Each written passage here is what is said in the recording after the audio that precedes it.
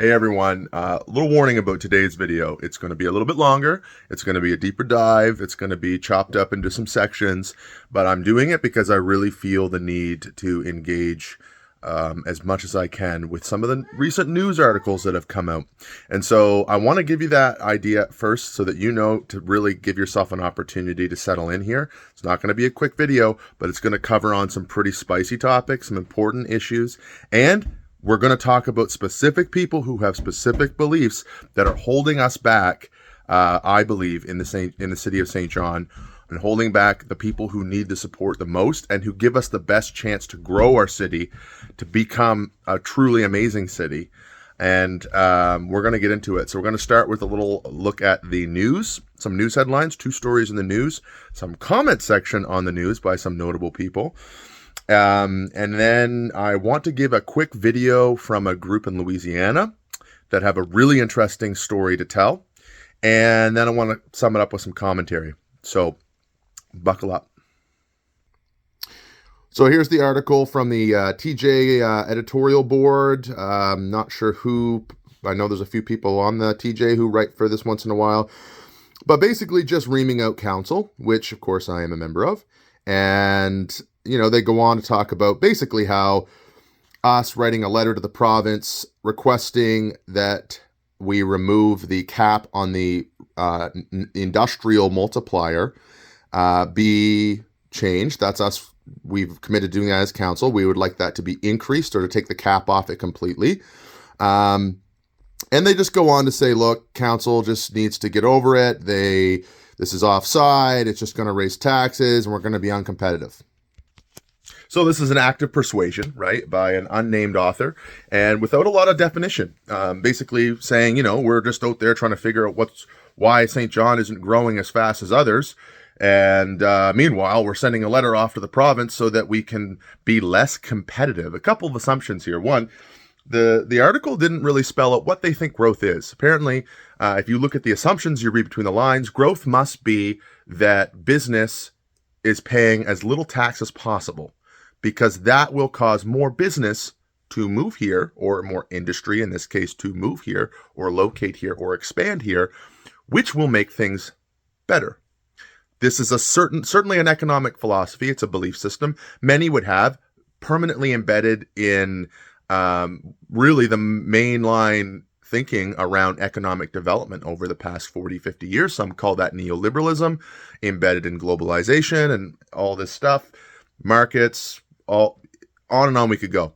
Never mind the fact that there is a mountain of new research and data out there that shows we are starting to fall behind for the first time in generations, for the first time in maybe even human history.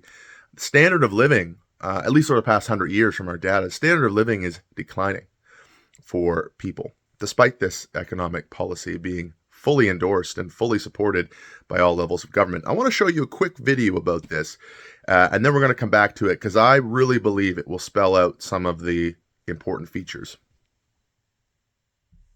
We want to examine the elements of a rich zip code and a poor zip code in Louisiana. The rich zip code is home to 177 separate industries. It produces $5.3 billion in economic activity each year, higher than the GDP of 40 countries. Now, I want to remind you, I'm not talking about a state, I'm not talking about a region, I'm talking about a zip code.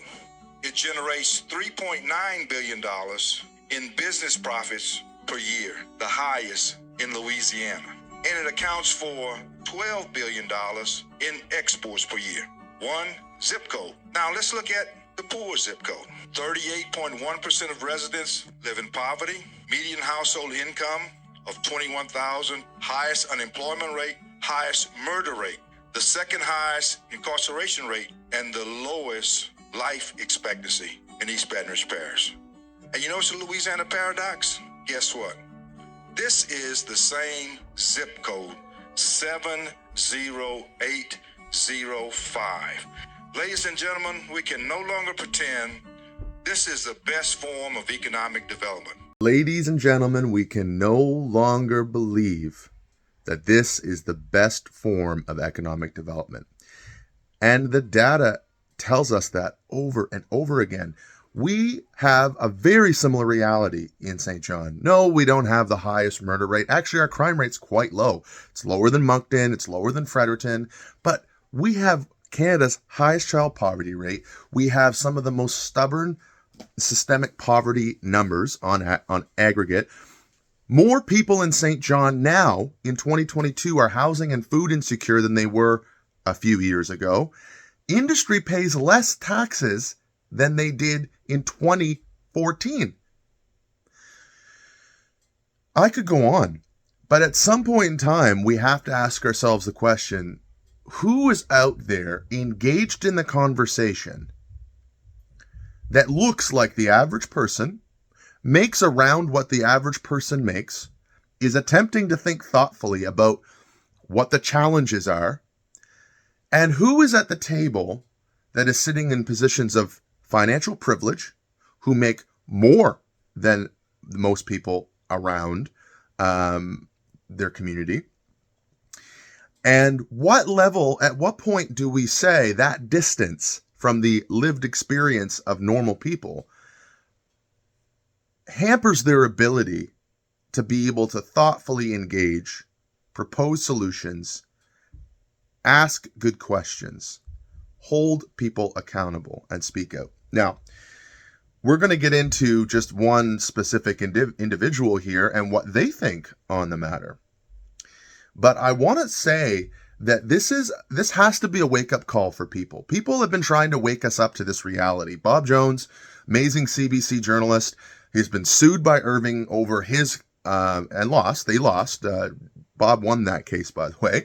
But Bob was sued by Irving over his reporting, his deep dive investigative journalism on their tax schemes, those were the papers that just came out of Panama where we saw those were all true.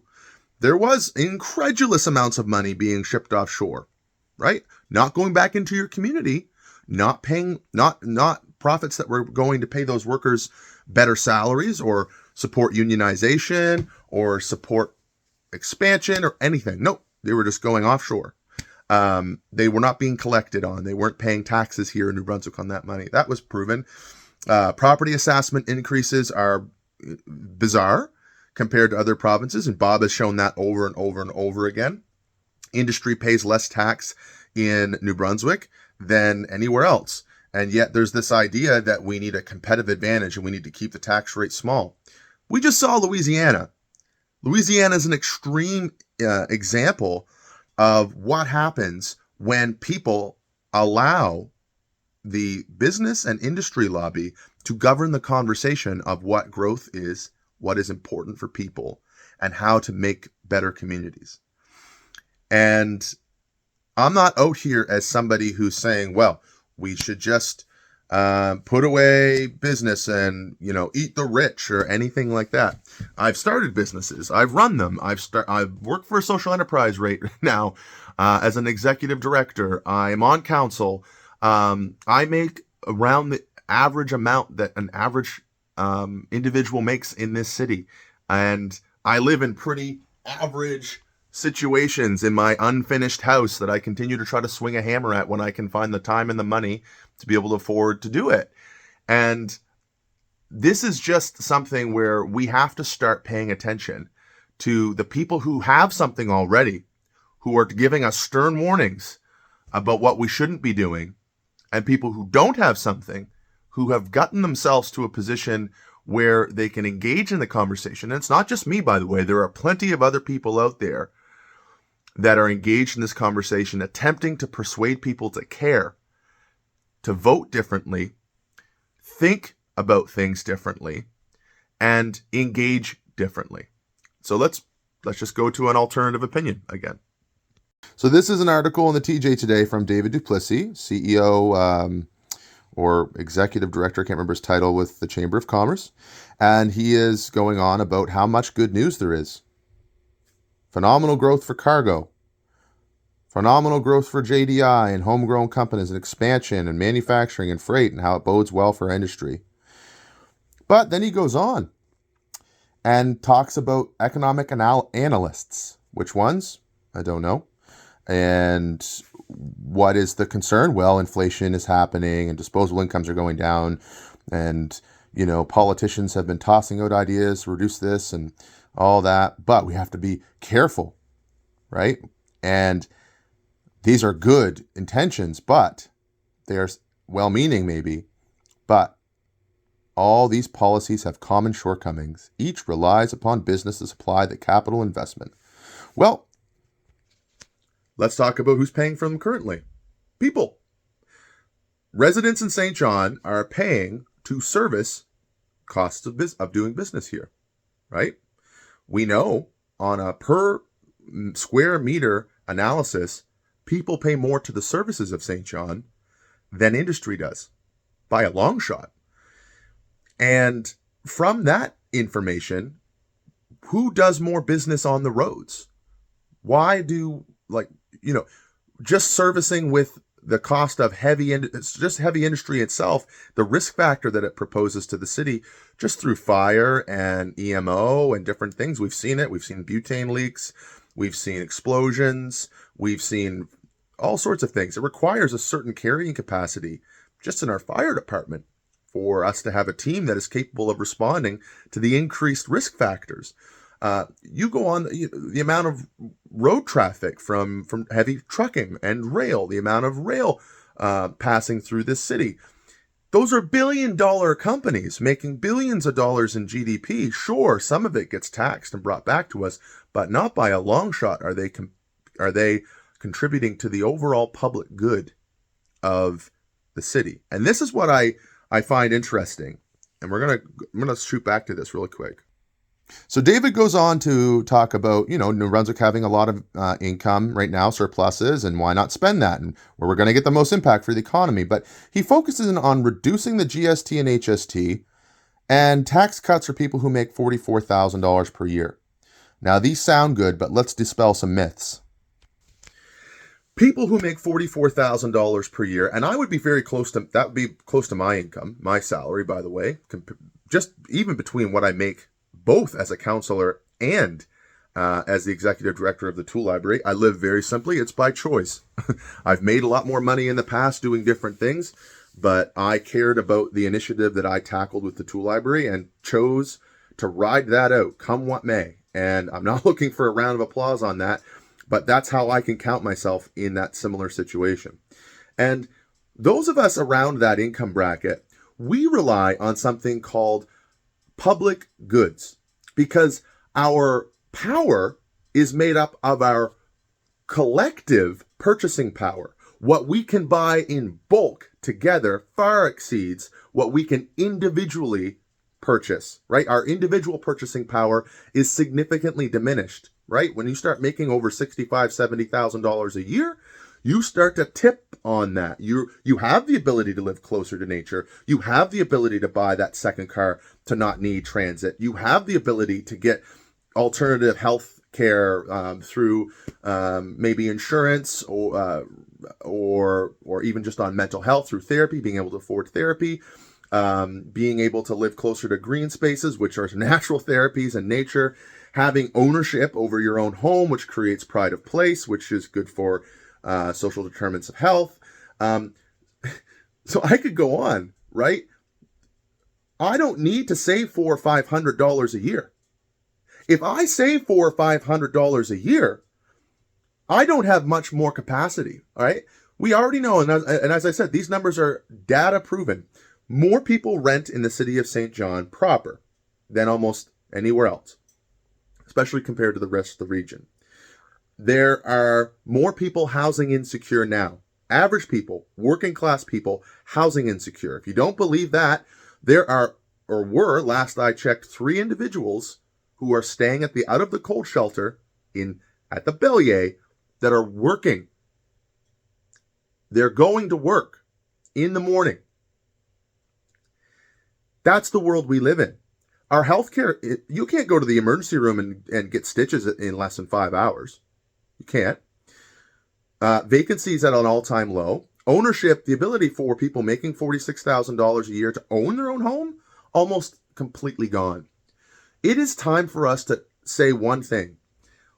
Lowering our taxes, although it sounds good, and it's easy to buy into to say, yeah, I get the government out of my way, we're reducing our communal purchasing power to be able to have good public services and goods, right? Good parks, access to recreation, access to transit, access to decent health care, access to education overall, mental health services.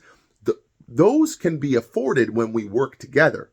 When we try to just reduce the amount of investment in those services, which we've been doing, all that does is puts a little bit more money in our pocket and isolates us further from the support we need to overcome food insecurity, to overcome housing insecurity. And by the way, I don't care how high you pull your bootstraps. Some of these realities are on a runaway trajectory that we're looking at possible collapse in our housing sector, possible collapse in our healthcare sector, possible collapse in our food supply chains, right? We gotta stop with this idea that protecting so-called business, and that, by the way, it's not all businesses, because I can guarantee you most local businesses rely on people having more purchasing power. Yes, individually, but buying more goods from business when the house is on fire or when there are more people hungry than ever is a race to the bottom. And we've got to cut this type of thinking out. Now, this is a very long video, and I understand that.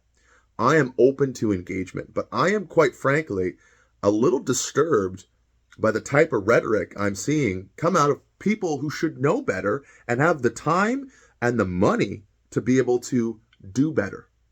The Telegraph Journal and the editorial board are journalists. And they're not a bunch of journalists that work there. But let's do some deep dive investigative journalism on some of these fronts.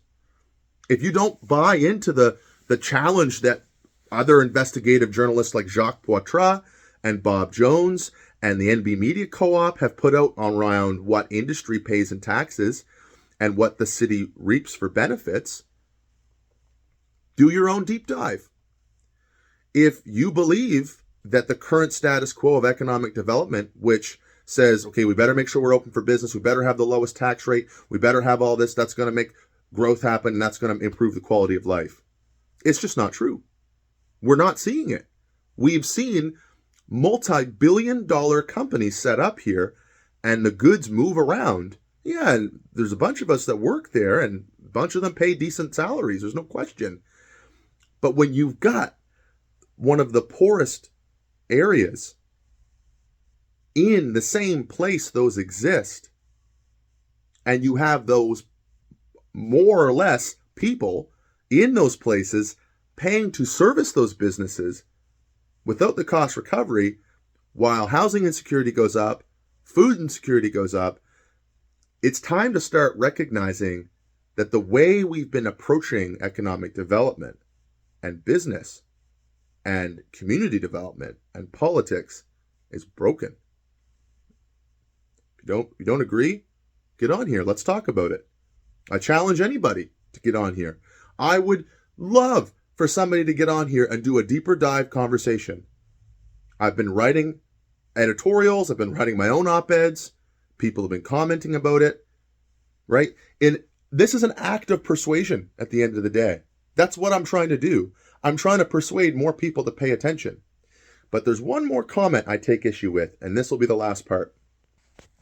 Back to this editorial, right? Council, just stop your letter writing campaign, take what you've got and shove it. Okay, whatever. Well, here we are from the St. John Chamber of Commerce, who I happen to be a member of, or last I checked the tool library was. The region's on a roll. For who? We just talked about all the people that are being left behind. More housing insecurity, more food insecurity, high levels of poverty, high levels of systemic poverty and child poverty. So who in the region's on a roll? And then we go on to talk about tax. They're just trying to get taxes more out of industry. And then this. Don't get caught up in false narratives promoted by some council members that are already posturing to run for provincial politics. Well, I've already run for provincial politics.